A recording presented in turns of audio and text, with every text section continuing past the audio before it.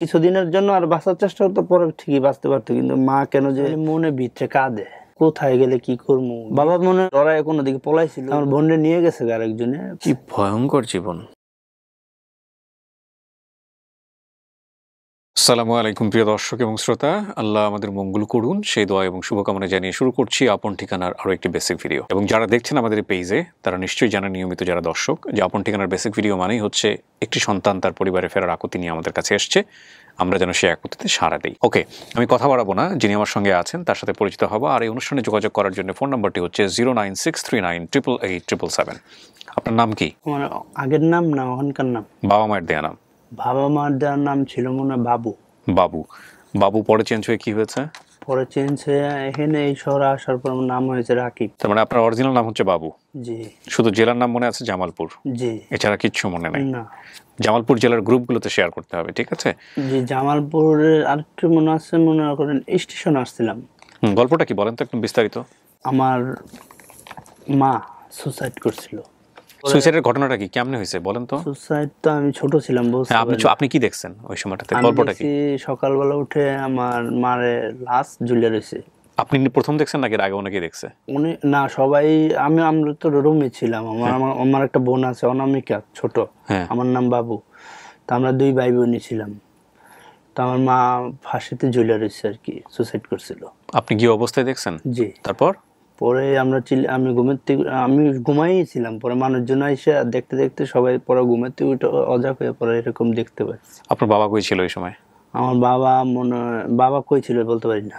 আচ্ছা। আর বাবা ছিল মনে হয়, বাবা অশান্তি না করলে তো মা এভাবে সুসাইড করতে পারে না। এটা তো আপনি গেস করতেছেন, কিন্তু ঘটনা কি হয়েছে? মানে আপনি দেখছেন এই অবস্থায় যে ঘুম থেকে উঠে আপনার মা হচ্ছে ঝুলন্ত অবস্থায়। হ্যাঁ হ্যাঁ। আপনার মাকে শুধু আপনাদেরকে নিয়ে থাকতো, ভাই বোনকে নিয়ে থাকতো?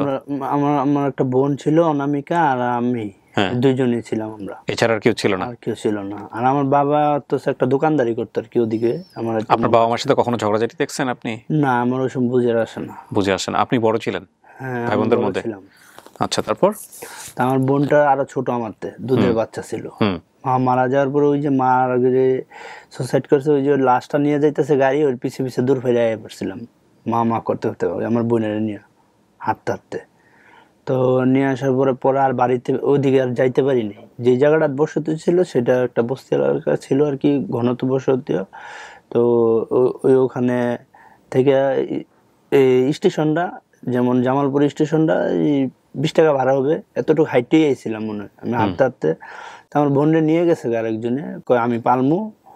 তো পালমু কই আমার বোনরে নিয়ে গেছে। আমার বোনের নাম অনামিকা, নিয়ে যদি ওই লোকটা নিয়ে অন্য নামও রাখতে পারে। আপনার আত্মীয় স্বজনের কেউ নাই? আমার আত্মীয় স্বজন বলতে মানে আপনারা দৌড়ে চলে গেলেন আর একজন নিয়ে পালাতে চলে গেল, বিষয়টা কেমন হয়? সিনেমার মতো হয়ে গেল না? সিনেমার মতনই হয়ে গেল। নানি দাদি ওরা কই? আমার নানি দাদি ওরা সবে আছে, কিন্তু আমার সাথে ওই যে আমি যে আইসা পড়ছি লাস্টের সাথে দূরে করে মার সাথে আইসা পড়ছি। পরে মনে করেন এই আর আমার পিছনে ব্যাগ করতে নেই, খালি সামনে গেছি। পরে বোনরে নিয়ে গেছে, আমি ট্রেন দিকে খুশিতে ট্রেন উঠে পড়ছিলাম। বোনরে নিয়ে কে গেছে? বোনরে কেউ দিকে এখানে স্টেশন থেকে কে জানি নিয়ে গেছে। আপনি যে দৌড়াচ্ছিলেন লাশের পেছনে, কেউ আপনাকে ধরে নাই? না, আমার কেউ আটকায় নাই। আমার বোন, আমি কানতে কানতে। বাবা কোথায় ছিল ওই সময়? হ্যাঁ, বাবা কোথায়? বাবা মনে হয় ওই যে লাশে ডরায় কোনো দিকে পলাইছিল। ও, তার মানে আপনার মামা, চাচা, খালা, খালু ওই সময় কেউ ছিল না আপনাদের সাথে? আর যে লাশের গাড়িটা নিয়ে যাচ্ছে, যেদিন এই ঘটনাটা ঘটছে সেদিনই আমি হারাইছি। সেটা তো জানি, কিন্তু আপনার দুটা বাচ্চা হারায় যায় কিভাবে? এটাই তো কথা। বাচ্চা হারায় যায়, এই যে আমার উপরে দায়িত্ব পড়ছে আমার বোনের দায়িত্ব পড়ছে। তো বোন কাঁদতেছে, বোন মা করতেছে। আমিও তো আমার মারে নিয়ে যাইতেছে। আমার মা অনেক কিউট ছিল, আমার বোনও অনেক কিউট ছিল, আমিও অনেক কিউট ছিলাম। তো আমার বাবা একটা দোকানদারি করতে, সম্ভবত চুল কাটতো আর কি, আমার একটু সেন্স মনে আছে। তো ওই দোকানে একবার গেছিলাম। আমার পরবর্তীতে বাপের সাথে একটু কেমন খারাপ লাগতেছিল আর কি, যেমন আমার মা কেন মারা গেল আমার বাবা পছন্দ না করলে। তো ওই যে আসলাম পরে বন্ডনে দিয়ে, আমি তো অনেক খুশি, ট্রেন দেখে অনেক খুশি। ট্রেনে উঠতে ফাল দিয়ে ট্রেনটা ছাড়লো সাইডে, হারাইত লাগা কোন দিকে জানি গেলাম গা। তো গেলাম গা, আমি তো হারাই গেলাম, আমি কিভাবে আমি যাব? তো ট্রেনে বয়ে থেকে আবার ওই জামালপুর স্টেশনে আসলে আমি নেমে যাবো। তা আবার আরেকটা ঘুমাইছি ট্রেনেই, আর রাত ট্রেন চলছে। পরের দিন পরে ঢাকা শহরে পড়ছি, কমলাপুর এসে পড়ছি। তো কমলাপুর এসে পড়ার পরবর্তীতে আমি তো আর ব্যাগ যাইতে পারতেছি, আমি তো কই থেকে আইছি আমি নিজেও জানি না। সারা রাত ঘুমাইছেন ট্রেনের মধ্যে? সারা রাত ট্রেনে ঘুমাইছিলাম। ঘুমাই সকালবেলা এসে কমলাপুর? সকালে এসে কমলাপুর। তা আমার বোনরা ওই যে যেদিন মা সুসাইড করছে সেদিনই আমার বোনরা আরেকজনে নিয়ে গেছে। আমি নগর ওই যে লগল নিয়ে বার হয়েছি সন্ধ্যা বিকালবেলার দিকে এক লোকে নিয়ে গেছে। আমার বোন দেখতে অনেক কিউট ছিল, পালবো করে নিয়ে গেছে। কি ভয়ঙ্কর জীবন। হ্যাঁ, আমার এই জিনিসটা খুবই আওলা ছিল। আমি আসতে চাই না, যেমন এই কিভাবে কি বলবো এতটুকু এই জিনিসটা মিডিয়ার সামনে আসতে চাইনি। তো না পারে আমার বোনটার জন্য খাদে, আবার আমার বাপেও যদি আমাকে খোঁজ করতে চায় এর কারণে পরবর্তীতে আমি। ঠিক আছে, তো তারপরে কি হলো? কমলাপুর নামার পরে? কমলাপুর নামার পরে আমার এক নিয়ে গেল, নিয়ে যে কেমনে নিল আপনারে? আমি যেমন ক্ষুধার্ত ছিলাম, কিছু চাইছি, খাইতে চাইছি, তো ওই লোকে কি জানি বললো, আর কথা রাজি হইলাম। তো জামা কাপড় কিনে দিল। আমার ডিসাপ খুব ময়লা ছিল, কয়দিনে আমি গড়িয়া মইরা ডিসাপ ময়লা ছিল, তো আমার জামা কাপড় কিনে দিল। তো আনার পরে এখানে এক সাহেব আছিল, সাহেব ঢাকা শহরের শিল্পপতি ভেবে তে নিয়ে গেছে। নিয়ে যেয়ে পরে আমার জামা কাপড় কিনে দিয়ে আমার এই এটা 2097 সালে। 1997? হ্যাঁ হ্যাঁ হ্যাঁ, 1997 সালে। তো 1997 সালের দিকে আমার নিয়ে আসে 98 একটা বন্যা হয়েছিল। হ্যাঁ, 98 দিকে হয়তো বা, হ্যাঁ, একটা বন্যা ছিল। তো ওই বন্যাটা আমার খেয়াল আছে, একটু পানি অনেক দেশ এলাকার ভিতরে অনেক ইয়ে করছিলাম। তো আমার বোনে নিয়ে গেল। তো আমি তো এসে বললাম ঢাকা কমলাপুর আসা পরে ওই লোককে আমার নিয়ে তার কেয়ারটেকার কাছে দিছিল পালতে। তো ওরাই আমার বাপ মা ছিল, ওদের কাছে ছিলাম, বড় হয়েছি কেয়ারটেকারের কাছে। ওরা বাপ মা বললে জানতাম। তো ওই বিয়ে শাদী করছি 10 বছর হয়েছে। তো ওরা কেয়ার করে না, ওরা আমাকে তুই আলাদা, ওরা আলাদা, আমি আর আলাদা। সংসার আছে আপনার? হ্যাঁ, আমার একটা ছেলে, আমার ওয়াইফ, 3 জন আমরা ফ্যামিলির। আপনি কি করেন পেশায়? আমার পেশায় দোকান ছিল একটা। এখন কিছু করেন না? এখন কিছু করি না। কখনো খোঁজ করছেন? নিজে থেকে চেষ্টা করছেন? নিজে থেকে চেষ্টা, খালি মনে ভিতরে কাঁদে, কিন্তু আমি কোথায় গেলে কি করবো। গেছি একবার জামালপুরও গেছি, কিছুই মনে না।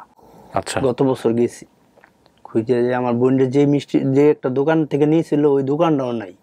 একটা মিষ্টির দোকানে দিয়েছিলাম, আমার 12 টাকা হয়েছিল এক লোকে। ও, আপনি দিয়ে দিয়েছেন বোন রে? হ্যাঁ, ও, আমি আমার বোনরে দিয়ে দিয়েছি। মানে দুই ভাই বোন মিলে ছিলেন, ও বলছে যে বোন রে দিয়ে যা। হ্যাঁ, বোনরে দিয়ে যা, তোর বোনের তো কেমনে পালবি, দুধের বাচ্চা, আমি নিয়ে পালবো না। বোনের বয়স কত ছিল?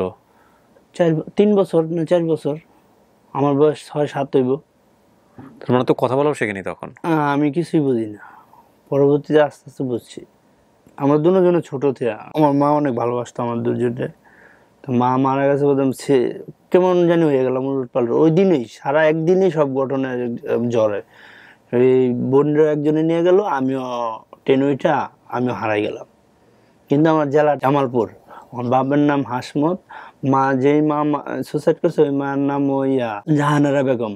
আমার মনে হয় সবাই সুন্দর দিকে ছোটবেলা বাবুকে ডাকতো। আর আপনার বোনের নাম? বোনের নাম অনামিকা। কেউ যদি নিয়ে বোনেরে যদি আবার অন্য নাম রাখে তো বলতে পারি না ছোটবেলা। ওর নিজের নাম বাবু, বাবার নাম হাসমত, মায়ের নাম জাহানারা বেগম, বোনের নাম অনামিকা, জেলা হচ্ছে জামালপুর। এতটুকু তথ্যই ওনারা আছে। এইটুকুই উত্তর। এবং এই জামালপুর জেলার গ্রুপগুলোতে এটা শেয়ার করতে হবে। খুবই হৃদয় বিদারক, বিশেষ করে বোনটার কথা শুনে খুব খারাপ লাগছে। কেমন লাগে যখন মাঝে মাঝে এগুলো চিন্তা হয়? অনেকেই ইয়া করে, খুব ভিতরে কাঁদে। শুধু বাপে তো যদি খুঁজতে পারে, আমাকে দুজনটা খুঁজছে না, একদিন হলে তো খুঁজবে, কিন্তু আমার বাপের ভিতরে ফিল নাই। কেন লেগে আমার মা কেন মারা গেল, যে বাপের যদি টর্চার না করতো তো মা তো একটু, কিন্তু মা একটু ধৈর্য হারাই গেছে। একটু সময় দিলে এই যদি কিছুদিনের জন্য আর বাঁচার চেষ্টা করতো পরে ঠিকই বাঁচতে পারতো। কিন্তু মা কেন যে সুসাইড করছে, বাপের উপরে জিদ উঠে। তা আমি বাড়ি গেছি বাসার থেকে, আমার বোনের নিয়ে ওই যে মার পিছে পিছে লাশের গাড়িতে পিছে পিছে বাইরে যাওয়ার পরে আর ওদিনই এলোমেলো হয়ে গেল। আমি আর যাইতে পারলাম না, ধরেন ট্রেন উঠে বললাম, বোনেও একজন বিকালে নিয়ে গেল। এই যে ওই যে জায়গা থেকে ঘটনা থেকে মনে হয় 10-20 টাকা আর আমি হাঁটতে হাঁটতে আই পড়ছি। আর যেখানে আমরা থাকতাম ওটা মনে হয় পতিতালয় ছিল আর কি, জামালপুর। পতিতালয়ে থাকতেন?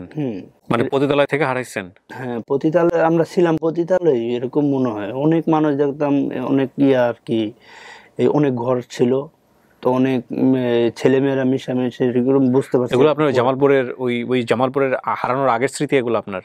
হ্যাঁ, জামালপুরে হারানোর আগের স্মৃতি। হ্যাঁ, আচ্ছা, একটু একটু মনে আছে কি কি হয়েছিল না হয়েছিল ওইটি আর কি।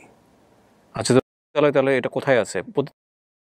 জামালপুরে, এখান থেকে কাছাকাছি ছিল ট্রেন লাইন। হ্যাঁ, এখান থেকে কাছাকাছি ছিল। এই এপিসোডটাতে পরিবার আমরা খুঁজে পাবো কিনা জানি না, তবে এপিসোড আমাদের অনেক চিন্তার জন্ম দিল। প্রত্যেকটা গল্প আমাদের অনেক চিন্তার জন্ম দেয়। ও যে ওর বোনটাকে দিয়ে আসছে বা ওর বোনটাকে দিতে ওই সময়টাতে ওই যে মেমোরিটা আছে, এই দৃশ্যটা যদি আপনি চিন্তা করেন, এটা আমার চোখের সামনে ভেসে উঠেছে এবং আমার বুকের মধ্যে মোচড় দিয়েছে।